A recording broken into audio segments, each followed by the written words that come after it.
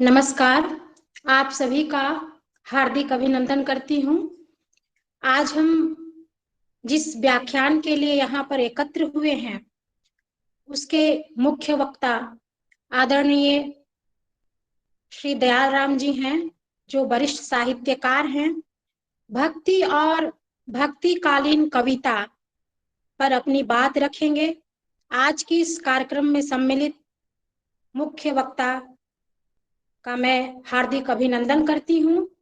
हमारे बीच हमारी professor in charge आदरणीय फुलमणि धान मैम उपस्थित हैं, उनका मैं अभिनंदन करती हूँ। हमारे विभाग की सभी वरिष्ठ शिक्षिकाएं और सहकर्मी शिक्षिकाएं उपस्थित हैं, मैं आप सभी का अभिनंदन करती हूँ। जितनी भी छात्राएं इस कार्यक्रम में जुड़ी हैं, मैं आप सभी का हार्दिक स्वागत करती हूँ। आप शांति बनाए रखें और व्याख्यान का आनंद लें। कार्यक्रम को आगे बढ़ाते हुए मैं अपने विभाग की वरिष्ठ शिक्षिका आदरणीय डॉक्टर मधुबाला मैम से आग्रह करती हूँ कि वे आज के मुख्य वक्ता जी का परिचय दें और स्वागत वक्तव्य प्रस्तुत करें। आदरणीय धन्यवाद मधुबाला। प्रज्ञा। धन्यवाद प्रज्ञा। आज हम सभी एकल व्याख्यान के लिए एकत्रित हुए हैं। सर्वप्रथम मैं अपनी प्राचार्य डॉक्टर शमशून नेहार जी का स्वागत करती हूँ, जिन्होंने हमेशा हम सभी का मार्गदर्शन किया है। अब मैं वरिष्ठ साहित्यकार आदरणीय श्री दयाल राम जी का स्वागत करती हूँ। आप प्रधान अध्यापक के रूप में +2 उच्च विद्यालय केरसई सिमडेगा से 1996 में सेवानिवृत्त हुए। आप इस विद्यालय के संस्थापक भी हैं। आपने हम सभी का आग्रह स्वीकार कर हम सभी को कृतज्ञ किया। आपने हिंदी, अंग्रेजी और संस्कृत 3 विषयों में स्नातकोत्तर की डिग्री हासिल की। आपकी कहानी संग्रह धवई फूल सन 2020 में प्रकाशित हुई। आप अपने समय के सफल शिक्षक रहे हैं। आपके समय में सिमडेगा विद्यालय परीक्षा फल की दृष्टि से बिहार में तीसरे स्थान पर रहा। आपकी रचनाएं समय समय पर आदिवासी पत्रिका में छपती रही। आपकी रचनाएं नई धारा, धर्मयुग आदि पत्रिका में भी छपती रही और हम सभी लाभान्वित होते रहे। रांची विमेंस कॉलेज हिंदी विभाग की सारी शिक्षिकाओं के साथ मैं अपनी प्रोफेसर इंचार्ज डॉक्टर फूलमणि दी का स्वागत करती हूँ, जिन्होंने हर समय हम लोगों का साथ देकर मान बढ़ाया है। रांची विमेंस कॉलेज हिंदी विभाग की सारी शिक्षिकाओं का स्वागत करती हूँ, जिन्होंने इस कार्यक्रम में भाग लेकर इसे सफल बनाने की चेष्टा की है। अब मैं पिता तुल्य सर से अनुरोध करती हूँ कि वे भक्ति का प्रसार एवं भक्तिकालीन कवि विषय पर प्रकाश डालकर हमारी छात्राओं को और हम सभी को लाभान्वित करें। यह विषय स्नातक सेमेस्टर 1 और स्नातकोत्तर सेमेस्टर 1 के पाठ्यक्रम में भी सम्मिलित हैं। आदरणीय सर, अनुरोध है।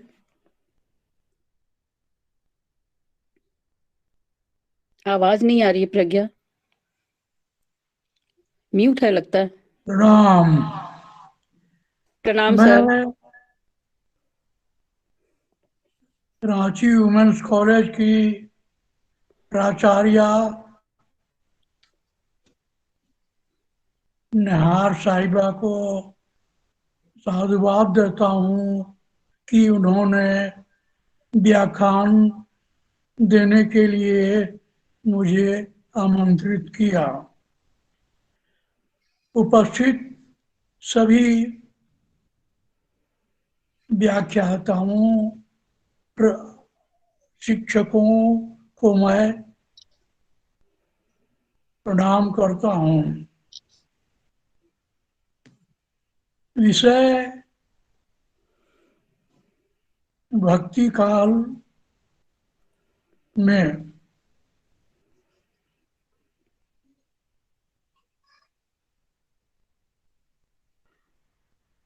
संत कवि और सामान्य कवि के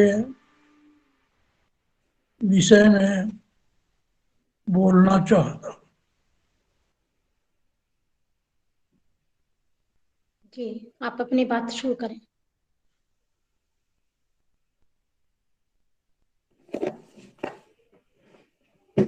महाभारत के बाद भगवत पुराण का ऐतिहासिक तौर से बड़ा स्थान है, जिसमें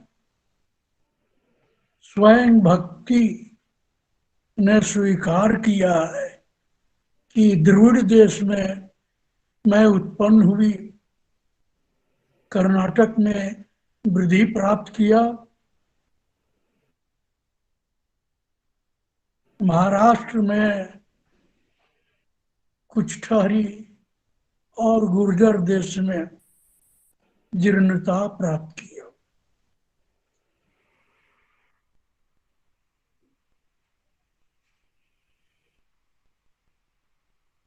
भक्ति का उच्च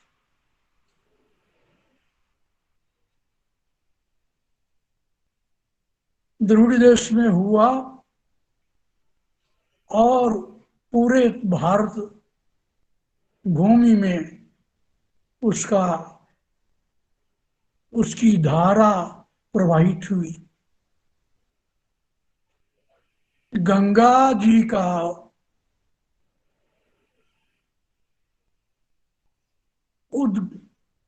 उच्च भगवान विष्णु के चरणों से हुआ और वे पूरे भारत में अपना प्रसार करते हुए गंगा सागर में जा मिलती है।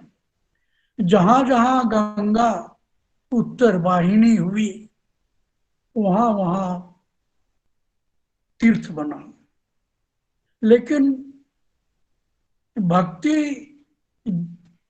जहां जहां गई वहां ही तीर्थ बन गया और ये भक्ति पूरे देश को आप्लावित कर एक सम्मोहन की स्थिति प्राप्त कर गई। आलवार देश में आलवार द्रविड़ देश में संत लोग हुए,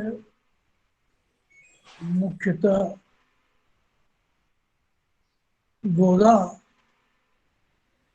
या आंदाल का नाम लिया जाता है और नयनार संतों में अक्क महादेवी, नंदनार इत्यादि का नाम पहले उल्लेख किया जाता है। भक्ति तो पहले भी भागवत की भक्ति उत्पन्न हुई और विक्रमादित्य इत्यादि अपने को परम भागवत कहने में अपने को बेजोड़ और गौरवान्वित समझते थे। ग्रीक वीरों को ने भारत में आकर भागवत धर्म को स्वीकार किया। वह नारायण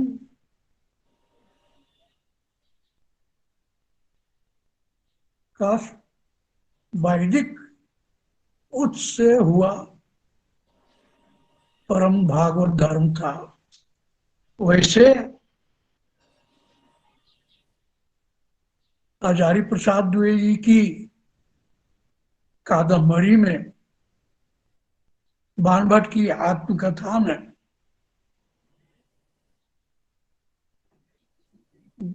वराह की उपासना की बात आई है। भानभट्ट स्वयं जब छद्मवेश में राजकुमारी को लेकर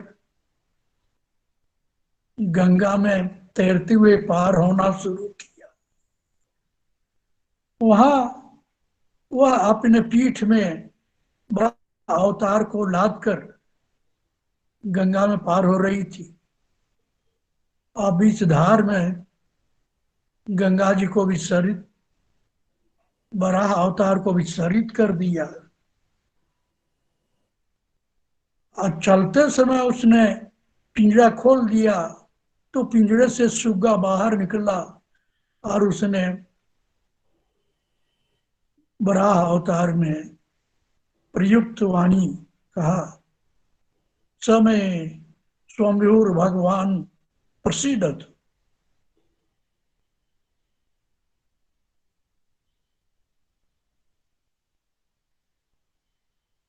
अब महाराष्ट्र गुजरात से आगे बढ़ने पर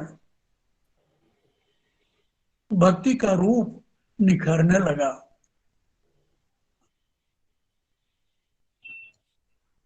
वारकरी संत नामदेव, तुकाराम, ज्ञानेश्वर,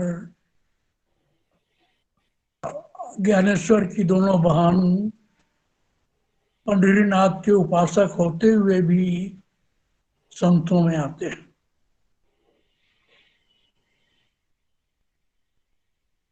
यहां से ये भक्ति का प्रवाह आगे बढ़ा, वह कहाँ पहुंचा? राजस्थान में मीराबाई उसके लिए बहुत प्रसिद्ध है। फिर मध्य देश में आया तो वहां राम और कृष्ण के आधार पाकर भक्ति का एक रूप खड़ा हुआ। इसके पहले जितने आचार्य हुए, नाथ मुनि,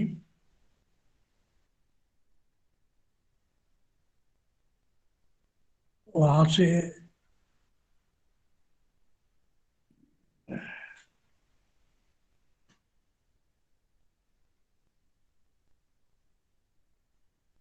यामुनाचार्य, रामानुजाचार्य, वल्लभाचार्य या निम्बार्क,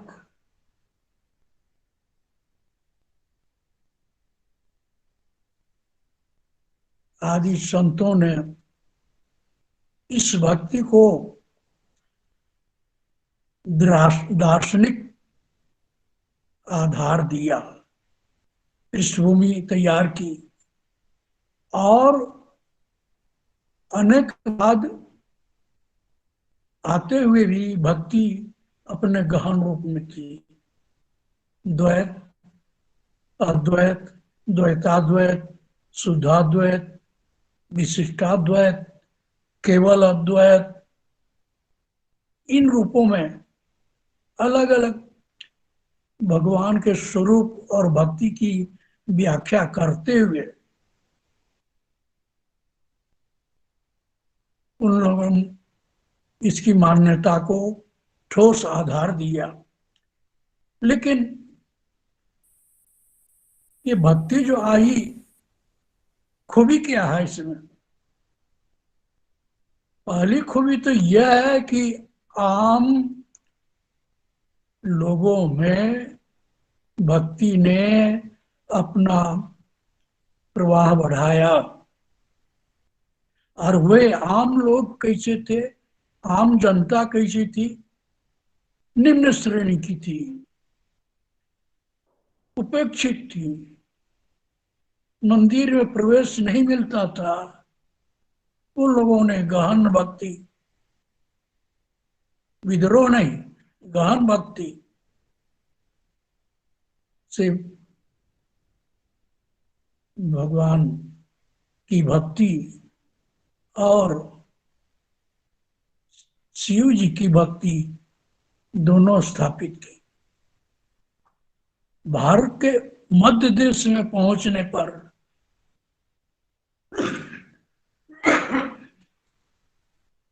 भक्ति का दो आधार अलग अलग हो गया,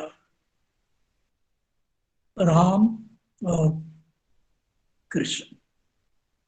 हालांकि भिन्नता नहीं है, वैदिक आधार भी लेकर के अगर बात उठाई जाए तो वेद में ही प्रश्न उठता है, कस्मै देवाय हविषा विधेयम, हम किस देव के लिए हविष का विधान करें। केनोपनिषद में प्रश्न ही प्रश्न उठते हैं, फिर उसकी स्थापना होती है एक ईश्वर की।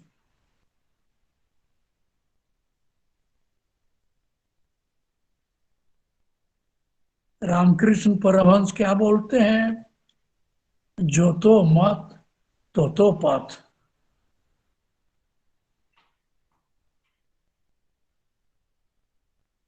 वैसे ही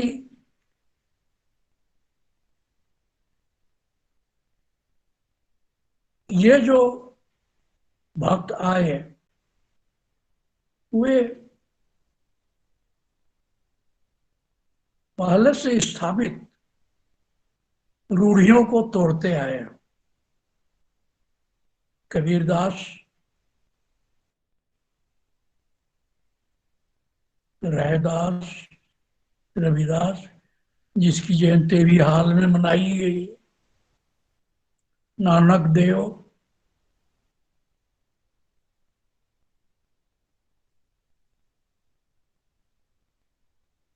रैदास साहब की कितनी गहराई थी कि उनसे दीक्षा मीराबाई ने ली।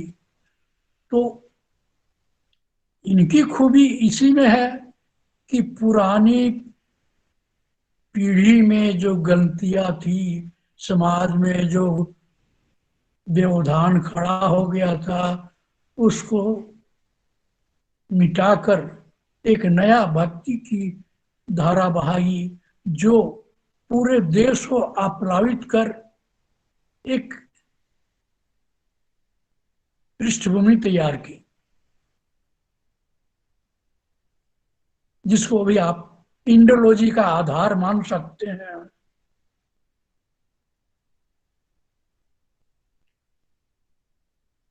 शंकराचार्य बहुत बड़े थे, उन्होंने शास्त्रार्थ करके बौद्धों को हराया और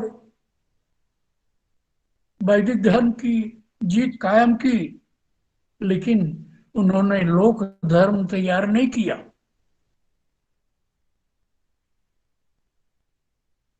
कुमारिल भट्ट आए, कुमारिल भट्ट भी वैदिक थे, लेकिन दोनों में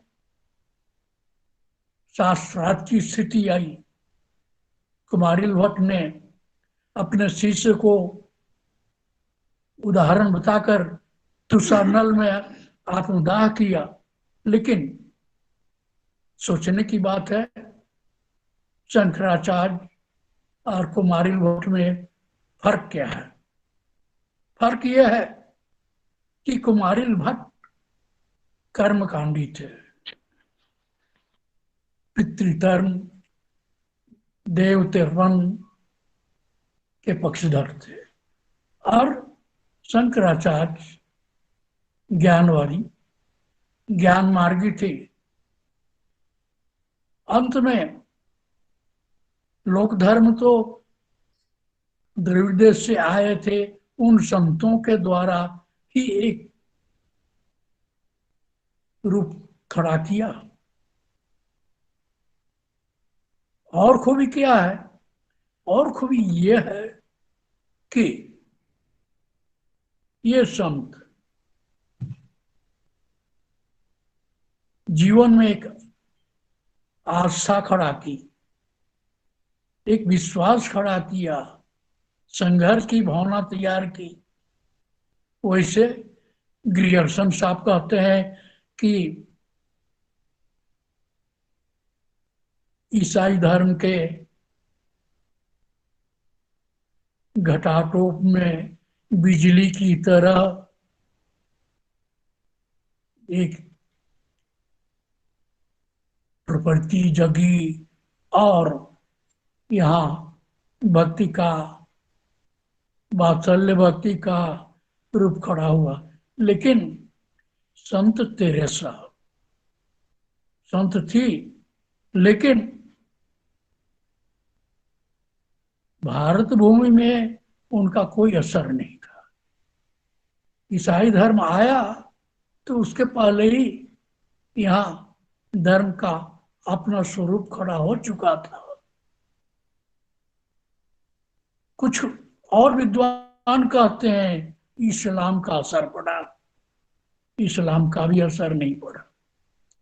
इस्लाम जब तक आया तब तक यहाँ भक्ति अपने आप में लोक धर्म बन चुकी थी। हाँ, एक बात और हुई, तसव्वुफ का असर पड़ा।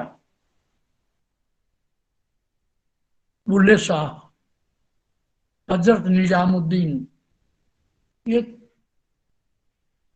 सूफी धर्म के थे और उनका असर अभी भी है। अनहलाक की बात कही जो इस्लाम में स्वीकार नहीं है। तो सूफियों का उद्गम भी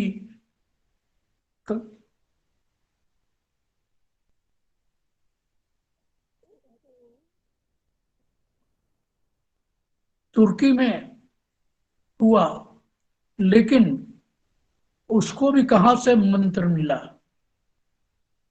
अद्वैत अद्वैत का स्वरूप तो वेद ही से आगे बढ़ा है। बात बढ़ाने से बहुत लंबी बात हो सकती है। अब जितना काम कबीरदास ने किया, लोक धर्म के नाते हम शंकराचार्य को नहीं जानते हैं। उन्होंने बहुत बड़ा काम किया कि वैदिक मत को स्थापित किया, लेकिन लोक धर्म तो इन निम्न स्तर से आए हुए साधु संतों ने खड़ा किया। इसीलिए हम कबीरदास को हर जगह अड़ते हुए देखते हैं। जैसे जायसी ने जो अपनी रचना में स्थापित किया सूफी धर्म का,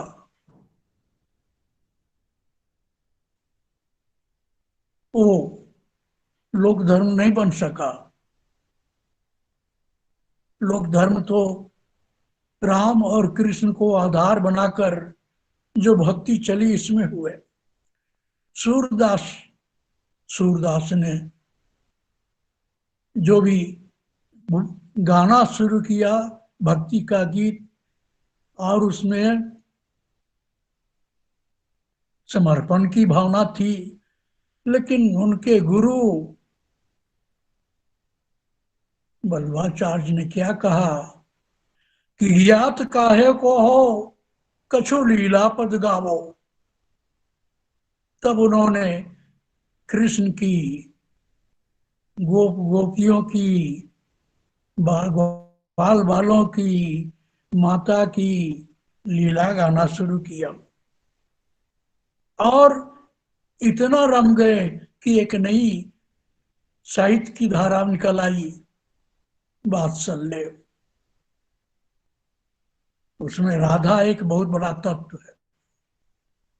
राधा पर एक महाकाव्य शास्त्री जी की है, जो अपने आप में बेजोड़ है, अनूठी है। तो राधा क्या है? राधा तो एक सामान्य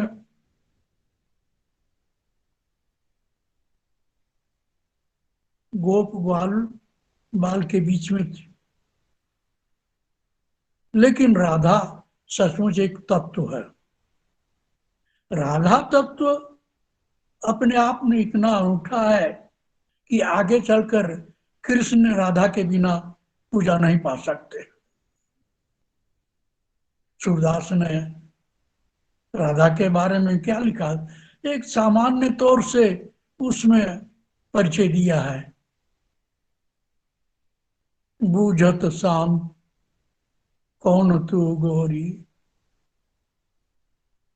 कहा कहाँ बसत काकी बेटी, खेलत नित कौन सी खोरी। और सूरदास आगे कहते हैं, राधा बोलती है, सुना रहा हूं एक नंद का ढोटा, जो नित करत माखन चोरी, तुमरो हम का लई हो, आओ खेलन नित हमरी खोरी। और ये बात इतनी बढ़ जाती है कि राधा कृष्ण के प्रेम में ऐसा रम जाती है कि कहीं की नहीं रहती।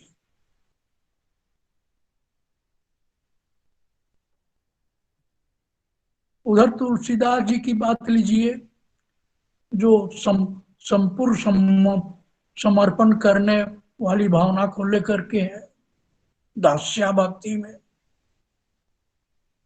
वो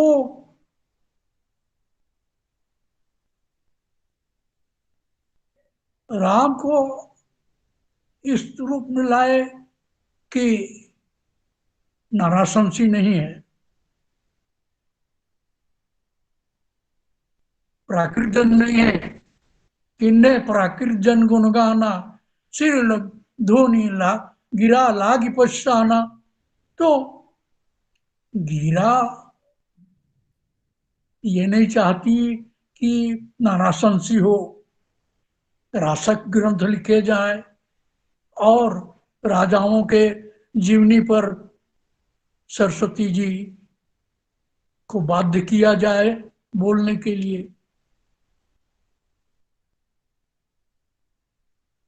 तो स्वयं तुलसीदास जी ने कहा है, क्या कहा, उन्होंने कहा है, राम कथा सुनिजे अगाही, रस विशेष जाना तीन नहीं। तो भक्ति का चरम रूप वहां रामचरितमानस में खड़ा किया। इस तरह वाल्मीकि रामायण से बहुत भिन्न है, और 10 प्रांतीय भाषाओं में जितनी भी रामायणें लिखी गई, सब में खूबियां हैं। तुलसीदास की रामायण में वो खूबी नहीं, ऐसी खूबी है कि अभी भी लोकप्रिय है। पंडित, भक्त, लोकाचार और राजनीति सभी के जानकारों के लिए हो रामचरितमानस। भक्ति की बात और देखिए आगे बढ़े। भक्ति कश्मीर में पहुंच गई, ललब देव उसका उदाहरण है।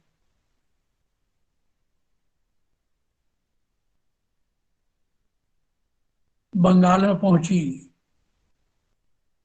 बंगाल में उसका स्वरूप कुछ और हो गया। चैतन्य महाप्रभु ने जो भक्ति का स्वरूप खड़ा किया, वह नाम कीर्तन।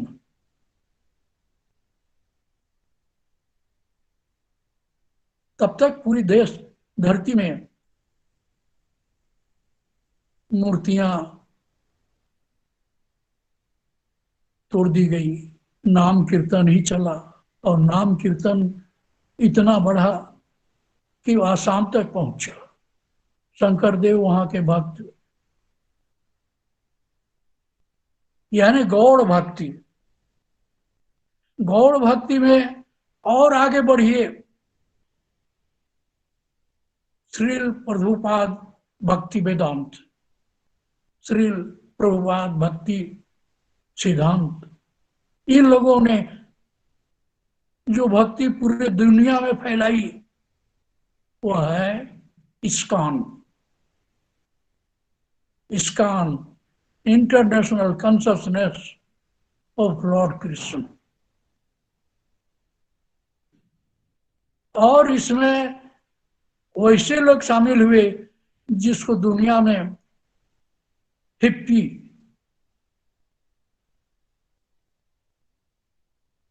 कहा जाता था। समाज में उसकी मान्यता नहीं थी, लेकिन वे लोग भक्त हुए और कृष्ण की भक्ति में सराबोर हो गए। अभी पूरी दुनिया में उनका स्वरूप एक खड़ा हो गया है। तो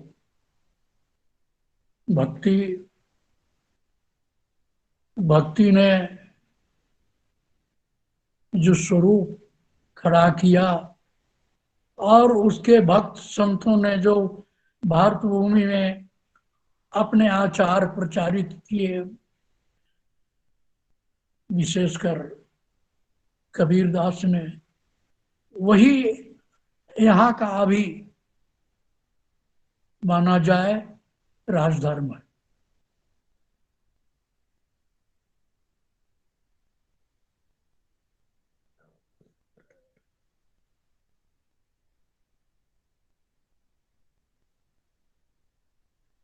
गौड़ भक्ति में ही आकर के उज्ज्वल लीलमणि ग्रंथ लिखा गया। वह क्या है? उज्ज्वल लीलमणि की स्थापना है कि राधा के बिना कृष्ण की पूजा नहीं हो सकती। तो भक्ति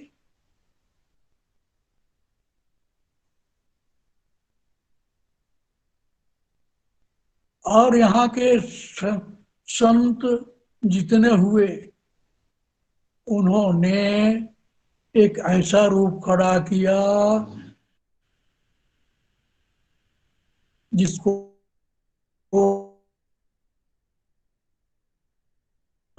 सागर हेताय आर्ज, हेताय अनार्ज, हेताय द्रविड़चीन, शाक होन दल एक देह होलो लीन। तो अभी भारत देश जिस एक समग्रता को प्राप्त कर रहा है, उसके पीछे भक्ति का बहुत बड़ा स्थान है। और भक्ति को यहाँ तक पहुँचाने वाले संत कवि और भक्त कवि दोनों ही आदर के पात्र हैं।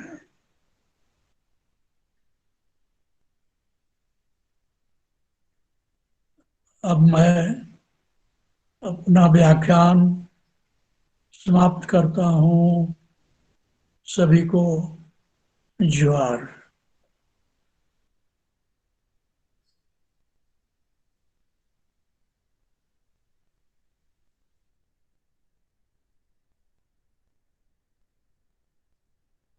आपका बहुत बहुत आभार सर। आपने हिंदी के भक्तिकालीन कवियों के माध्यम से भक्ति के स्वरूप को स्पष्ट किया। हिंदी का भक्ति काल साहित्य का स्वर्ण युग माना जाता है और भक्ति काल में सगुण और निर्गुण दोनों तरह के कवि हुए और आपने यह बहुत ही अच्छी तरह से स्पष्ट किया कि सगुण और निर्गुण दोनों ही कवियों ने भारत में भक्ति को लौकिक रूप दिया और वैदिक परंपरा से अलग हटकर लोक धर्म की स्थापना की। आपके इस महत्वपूर्ण व्याख्यान के लिए हम सब आपके आभारी हैं। अब मैं औपचारिक धन्यवाद ज्ञापन के लिए हमारे कॉलेज की प्रोफेसर इंचार्ज आदरणीय डॉक्टर फुलमणि धान दीदी को आमंत्रित करती हूँ। हेलो। हाँ दीदी, सुनाई पड़ रहा है ना? जी जी दीदी, आवाज आ रही है आपकी।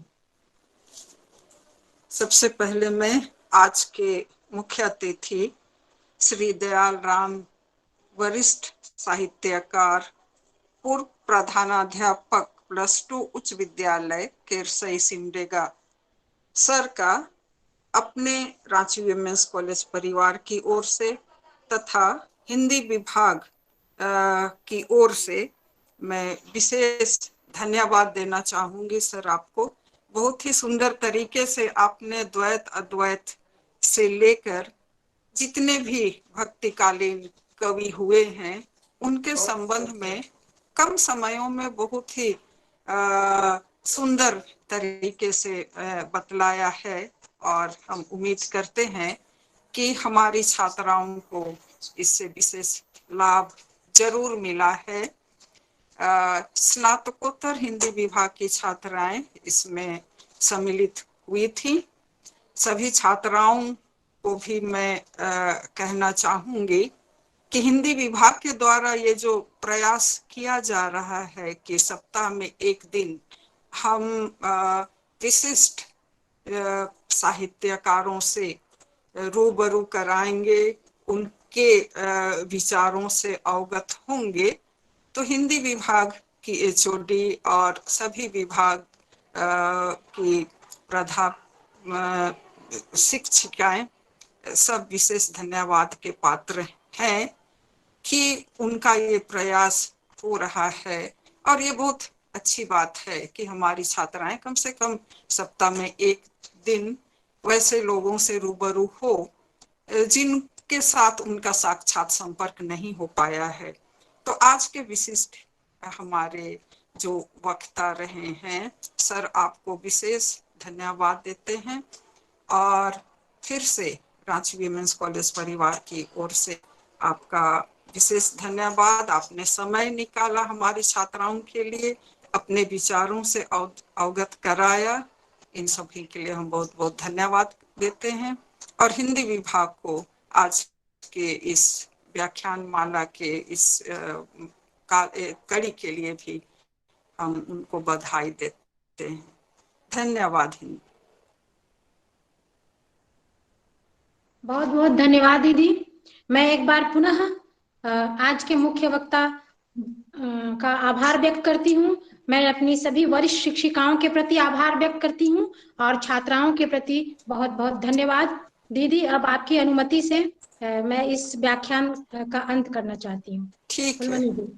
ठीक, धन्यवाद। ठीक है, प्रणाम सर।